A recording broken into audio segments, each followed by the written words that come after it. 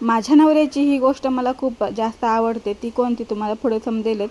त्याआधी बघा, इथं भरपूर दिवसानंतर आज आम्ही चिकन आणलं होतं आणि जास्त दिवसानंतर आणल्यामुळं ना मला ना कळत नव्हतं की त्याचा मसाला कसा बनवायचा. आणि आहोंना मी म्हटलं आणि ते मदतीला कधी आले नाहीत, असं कधीच झालं नाही. आणि हीच त्यांची गोष्ट मला खूप आवडते. मी त्यांना बोलले की मला मसाला कसा काढायचा हे लक्षात येईना झालं आहे. तर बोलले पहिला यूट्यूब बघ. मी म्हटलं यूट्यूबवर 100 रेसिपीज असतात आणि मला कळत नाही. तर ते बोलले ठीक आहे, मी जो मसाला काढून देतो ते तू व्यवस्थित तेलामध्ये चांगला भाजून घे आणि मिक्सरला बारीक कर.